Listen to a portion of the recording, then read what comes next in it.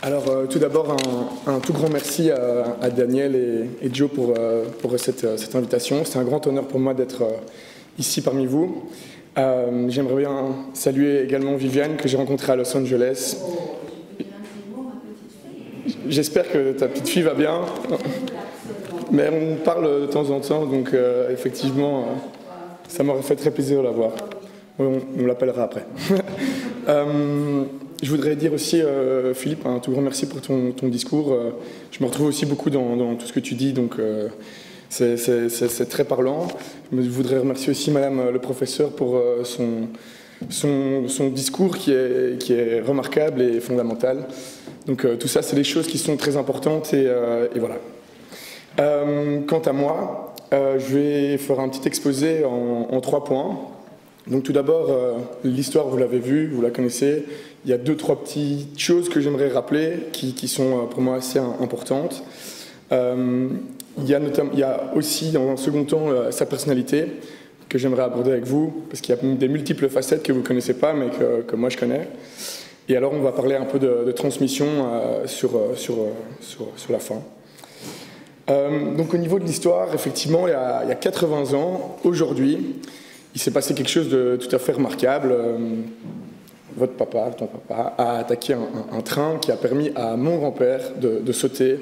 Sa mère lui a donné, l'a lancé vers la vie.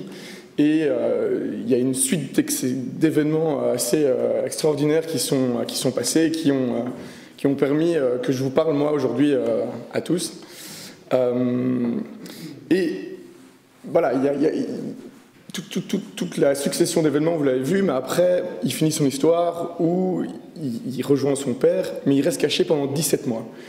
Alors 17 mois pour un enfant de 11 ans, moi, parce que je le fréquente, j'ai vraiment essayé de m'imaginer, et moi j'ai un tel besoin de liberté que 17 mois dans un grenier, ça me paraît tout à fait inconcevable. Et donc il dit pas simplement qu'il était caché, il était vraiment terré, c'est-à-dire qu'il n'osait même pas sortir pour aller voir des enfants, jouer à la balle ou quoi que ce soit. Pourquoi ? Parce qu'à mon avis, il avait déjà été pris, et donc là, c'était plus du tout à l'ordre du jour de pouvoir être pris. Il y a également, et je en reparlerai juste après, pour moi, ce moment où, et cette solitude, et je pense que ça se voit aussi à travers l'exposition de Joe, c'est le fait de se retrouver complètement seul après la guerre. À 13 ans, voilà, je n'ai plus rien, je n'ai plus de parents, je n'ai plus de personnes pour m'aider à grandir, et je dois grandir par moi-même. Et je raborderai ce point dans un instant. Un dernier point dont on n'a pas parlé, c'est également tout l'aspect du pardon, dont vous êtes peut-être déjà au courant. Mon grand-père a pardonné à son geôlier nazi. Il a décidé de... Voilà, sa conception est la suivante: quand une personne regrette sincèrement son crime, fait vraiment amende honorable, et surtout...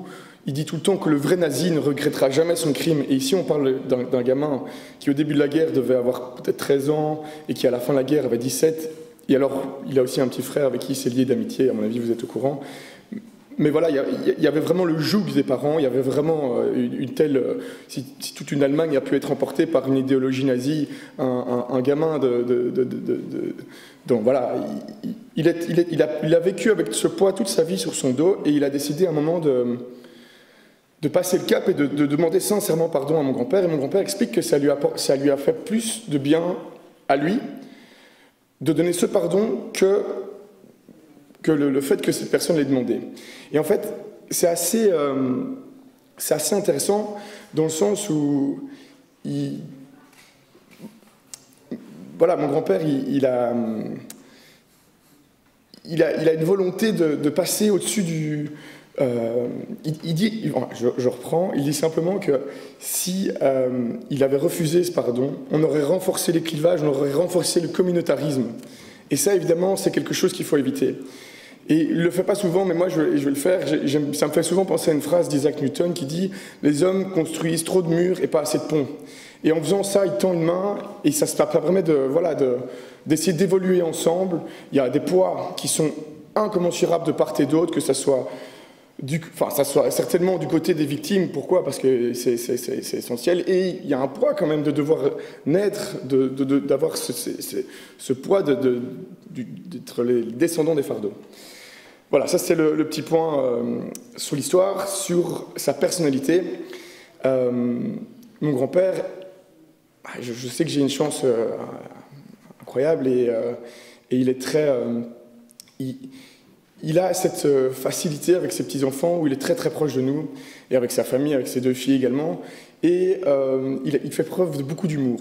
Et alors moi je me suis déjà demandé qu'est-ce que l'humour vient jouer là-dedans, mais il est très, il est très jouette, et il s'en rend peut-être pas compte, et je me suis déjà demandé si c'était pas une arme qu'il avait développée au fil du temps pour essayer de pas être toujours dans le sentiment, dans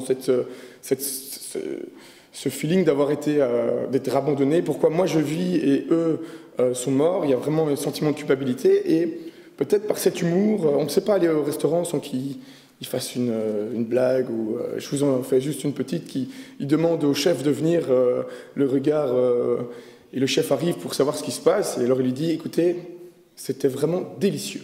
Et alors le chef pense qu'il allait l'engueuler ou un truc comme ça. Et donc il fait tout le temps il est très fort là-dedans, et moi pour ça je l'admire vraiment. Je vais vous dire aussi que tous les moments que je partage avec lui, et j'en ai eu des assez incroyables aussi, ont tous une saveur particulière. J'ai l'occasion de voyager, j'étais à Boston, on était à Los Angeles, on a été à Dallas, on va en Allemagne, et c'est toujours assez génial. Et il y a toujours, derrière tous ces moments, un peu de musique. La musique, c'est quelque chose qui l'a toujours rempli de beaucoup d'énergie. La musique, c'était l'héritage de sa sœur. Il le traduit dans le jazz, qui bouge un peu plus. Sa sœur était plus classique, mais voilà, ses premiers moments, c'était vers la musique. Et donc tous ces voyages, toutes ces rencontres sont bercées de musique que j'adore. Je ferai juste un dernier point pour vous dire aussi que c'est un confident, c'est mon meilleur ami, on se dit tout, et je trouve que cette faculté de partager est assez géniale. Maintenant, je vais vous parler de transmission. Mon grand-père, une des valeurs qui nous a le plus transmises, je pense, c'est l'exemple. Même moi, des fois aussi, c'est pas évident d'en parler, mais voilà, c'est quelqu'un d'exemplaire, et je sais pas si j'arriverai à sa hauteur ou quoi, mais il force le respect, et j'essaye de marcher dans ses pas. Par rapport à la transmission, ce que je ressens, c'est toute cette énergie, tout ce désespoir qu'il a eu après la guerre. Il a réussi à le basculer dans de l'espoir, de l'optimisme, de la combativité. Et pour moi, ça c'est ce que je ressens le plus, c'est cette résilience à pouvoir aller de l'avant, et de se dire, voilà, moi maintenant, je suis seul, et je décide de me battre pour la vie, et de grandir.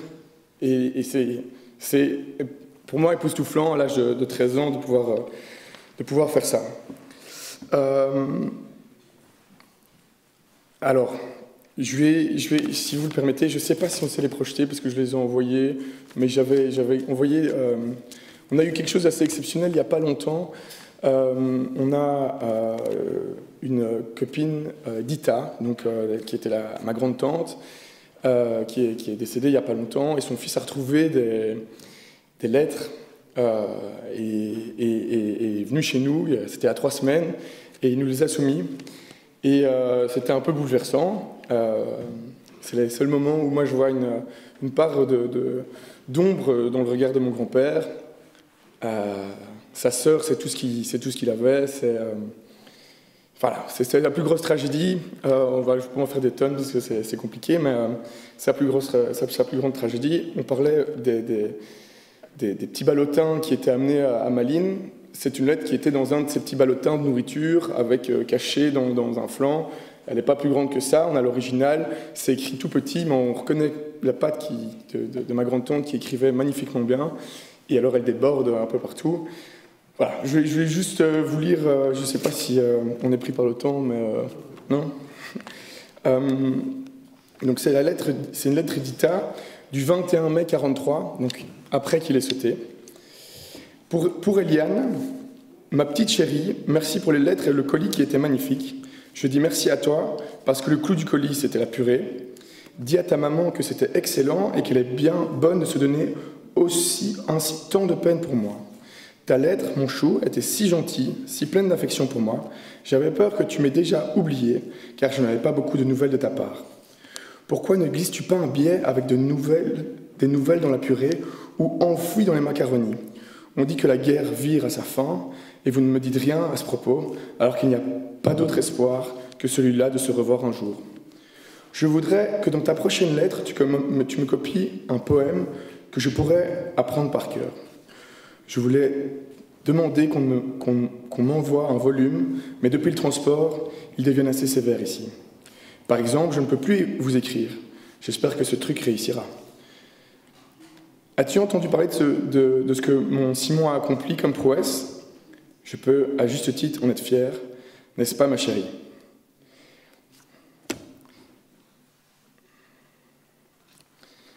Ouais, ça, c'était le passage qui était un peu plus compliqué pour moi. Et voilà, après, elle l'embrasse bien fort, et donc voilà. Comme ça, vous voyez aussi comment ça se passe au niveau... il cache ça dans la purée, dans les bouts de pain, dans les paniers. Donc voilà. Alors, un autre lettre qui est aussi assez fondamental pour moi et qui permet de bien dépeindre comment mon grand-père se sentait après la guerre, qui me bouleverse aussi de temps en temps. Enfin, que je l'ai découvert il y a 3 semaines, mais donc voilà. Donc c'est une lettre du 12 janvier 1946. Il écrit à cette Eliane, alors que c'était vraiment une grande copine de sa sœur. Mais voilà, je vais vous la lire. Cher Luc, chère Eliane, toutes mes excuses de ne pas vous avoir écrit plus tôt. Oui, je suis impardonnable. N'empêche que je vous envoie mes meilleurs souhaits de bonne année 1946. À monsieur et madame Taburio, Luc et Eliane. J'ai très bien reçu vos bons vœux la semaine passée, ce dont je vous remercie infiniment. J'espère que tout le monde est en bonne santé et s'amuse bien. Que fait donc Luc? Va-t-il encore à l'école? Rue Maurice, je crois. Ici au pensionnat, tout est monotone. Tout est monotone d'ailleurs. C'est bien facile à comprendre. Chaque jour, la même chose. Il n'y a qu'aux examens que cela devient bien. Car alors, tout change. Luc a-t-il réussi aux récents examens? J'espère que oui. En quelle année est-il maintenant? Enfin, j'espère que vous m'écrirez souvent, surtout Luc et Eliane. Je donne tous mes compliments et encore une fois mes meilleurs souhaits de bonheur, de santé et de joie pour la bonne année à toute la famille. Gronowski Simon, alias Bambi. Cette lettre, c'est un petit garçon qui a 15 ans, qui est dans un pensionnat et qui est pétillant, qui est empathique, qui va vers des gens qu'il n'a plus vus depuis longtemps et pourtant il a toute la vie lui a fait les pires choses et il décide d'aller de l'avant et moi quand je vois qu'il dit que c'est monotone je pense à ce petit garçon de 15 ans, j'ai envie de le prendre dans mes bras, j'ai envie de lui dire que ça va aller, qu'il va s'en sortir, mais il n'y avait personne pour le faire à l'époque.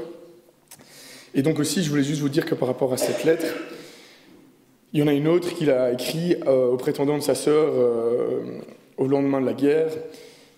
Et ça, c'est la lettre, pour moi, là, pour une fois, il écrit vraiment ce qu'il ressent.